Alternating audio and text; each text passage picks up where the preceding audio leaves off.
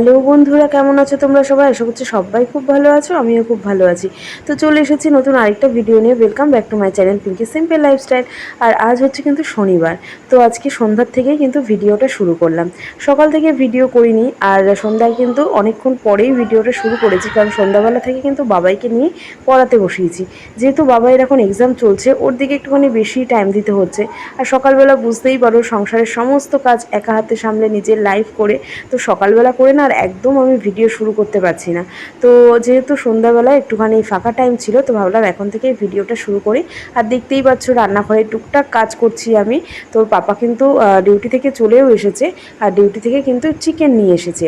তো দেখো, চিকেন রান্না করার জন্য আমি সমস্ত রকমের জোগাড় করে নিয়েছি।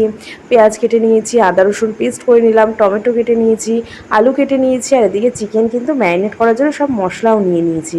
আর জানোই তো, চিকেন ম্যারিনেট করা মানেই বাবাই কিন্তু আমাকে ম্যারিনেট করতে দেয় না, ও নিজেই আর কি ম্যারিনেট করে নেবে।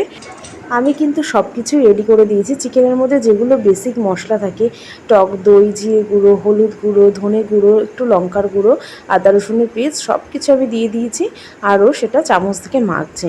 আর দেখো না, মাখার কায়দাটা, চামচটা ঠিক মতন ধরতেও পারছে না, তাও না কেউ মাখবে। ঠিক আছে, একটুখানি মাখুক, এইভাবে একটুখানি আর কি সময় কাটাক, তাই না? সেই জন্য আমি আর কিছু বারণ করি না। তো চলো, চিকেন ম্যারিনেট হলে তারপর কিন্তু রান্নাবান্নাটাও শুরু করে নিই।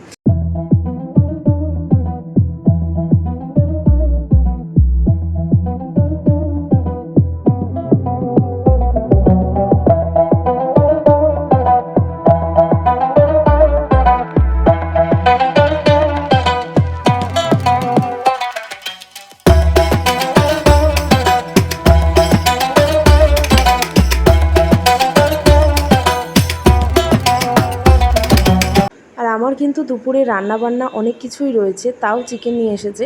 কারণ একে তো কালকে সানডে, তার মধ্যে কালকে না আমাদের সকালবেলা একটুখানি বাইরে বেরোনোর আছে।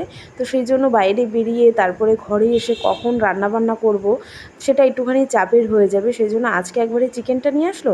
আজকে রাতেরও হয়ে যাবে, আবার কালকেরও আরামসে হয়ে যাবে। সেই জন্যই কিন্তু আরও আর কি চিকেনটা নিয়ে এসেছে। তো এই যে আমি তো চিকেন রান্না করছি, এদিকে বাবাই তোর পাপার সঙ্গে রয়েছে।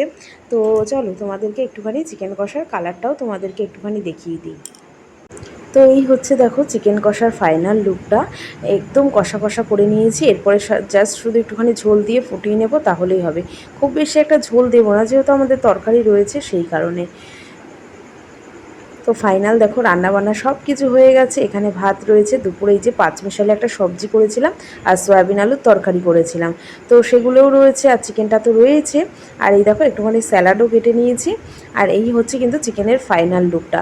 গরম গরম ধোয়া ওঠা চিকেন, সাথে ভাত। তো বেশ ভালোই লাগে কিন্তু, বলো, এরকম গরম গরম চিকেনের ঝোল খেতে। তো বলো তোমরা কেমন হয়েছে কালারটা কিন্তু খুব সুন্দর হয়েছে। কিন্তু কোনো কাশ্মীরি লঙ্কার গুঁড়ো দিইনি, তা তো একটু সামান্য লঙ্কার গুঁড়ো দিয়েছি, তাতেই কিন্তু কালারটা খুব সুন্দর হয়েছে। তো এদিকে দেখো, বাবার তো খুব আনন্দ, যেহেতু আজকে চিকেন রয়েছে প্লাস সয়াবিন রয়েছে, দুটোই ওর পছন্দের জিনিস, দুটোতেই আর কি মানে দারুণভাবে আর কি জমে যাবে ওর খাবারটা।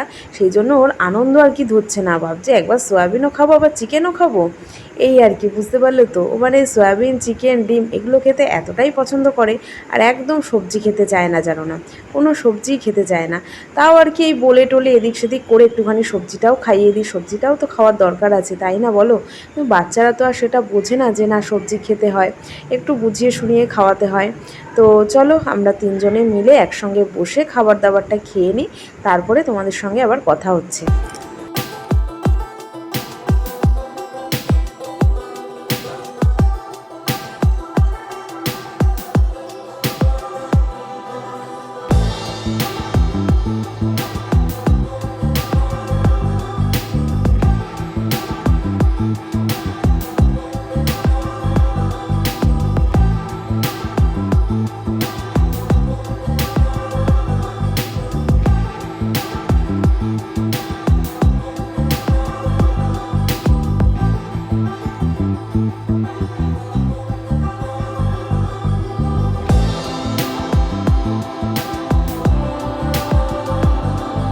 আর চিকেন মানেই কিন্তু বাবাইয়ের কিন্তু লেগ পিস চাই।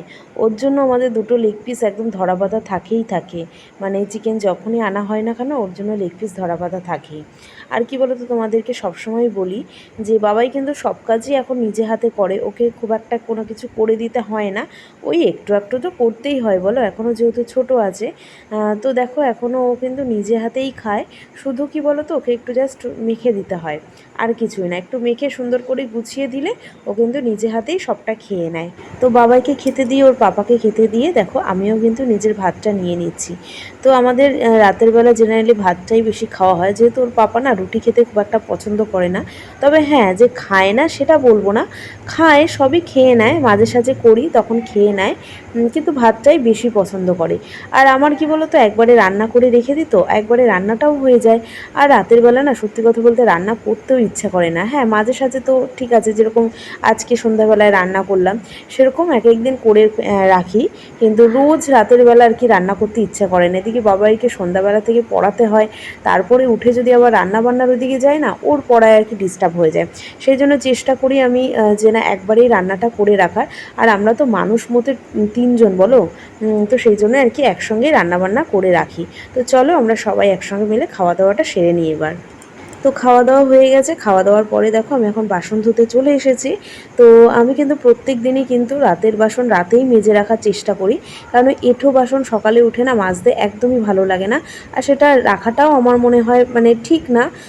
তো যাই হোক, আর যেহেতু প্রত্যেক দিন সকালবেলা আমাকে ঘুম থেকে উঠেই রান্নাঘরেই আসতে হয়, রান্নাবান্না শুরু করতে হয়, তখন যদি ওই এঁঠো বাসন থাকে না একদমই ভালো লাগে না ওই এঁঠো বাসন মেজে তারপরে আবার রান্নাবান্না করা। আর তোমরা তো জানোই যে আমি একা হাতেই সবটা সামলে থাকি, তো আমাকে সেইভাবেই আর কি গুছিয়ে করতে হয়। তো সেই জন্য আমি সবসময় চেষ্টা করি যাতে রাতের কাজগুলো রাতেই সেরে রাখার, কারণ সকালবেলা না খুব তাড়াহুড়ো লেগে যায়। হ্যাঁ, যদিও কালকে রবিবার আছে, কালকে সকালবেলা রান্নাবান্না চাপ নেই, তবুও এঁঠো বাসন থাকলে না একদমই ভালো লাগে না। সেই জন্য দেখো আমি সব বাসনগুলো মেজে ধুয়ে পরিষ্কার করে রেখে দিচ্ছি, তাহলে সকালবেলার কোনো চাপই থাকলো না। আর চিকেনটা তো রান্না করাই রইলো কালকের জন্য, কালকে রান্নাবান্নারও অত চাপ নেই। কালকের দিনটা একটুভাবে আর কি নিশ্চিন্তে কাটানো যাবে। নিশ্চিন্তে বলার থেকেও বললাম না, আমরা কালকে একটুখানি ডাক্তারের কাছে যাওয়ার কথা রয়েছে, সেই জন্যই আর কি কিছুটা কাজ বলতে পারো যে এগিয়ে রেখে দিলাম। তো চলো বাসন টাসন ধুয়ে নিচ্ছি। এরপরে যেহেতু আবার আমার নাইট লাইফ রয়েছে, তোমরা জানো শনিবার করে আমি নাইট লাইফ করে থাকি, তো সেই জন্যই বলতে পারো একটু তাড়াহুড়ো করে সব কাজটা আর কি সামলে নিচ্ছি, যেহেতু টাইমের মধ্যে লাইফটা শুরু করতে হবে, সেই কারণে আর কি। তো চলো আজকের মতন ভিডিওটা এখানেই শেষ করছি। কেমন লাগলো তোমাদের এই ছোট্ট একটা ভিডিও অবশ্যই কিন্তু কমেন্ট করে জানাতে ভুলবে না। ভালো লেগে থাকলে একটা লাইক কমেন্ট করবে, এবং যারা নতুন বন্ধুরা দেখছো তারা কিন্তু সাবস্ক্রাইব করতে ভুলবে না। তো চলো আজকের মতন এখানেই tata, bye bye, good night, sweet dream. দেখা হচ্ছে কালকে নতুন একটা ভিডিওর সঙ্গে। আর আজকের পুরো ভিডিওটাই ছোট ছোট ক্লিপ করে আমি ভয়েস ওভার দিয়ে তোমাদের সঙ্গে শেয়ার করার চেষ্টা করলাম।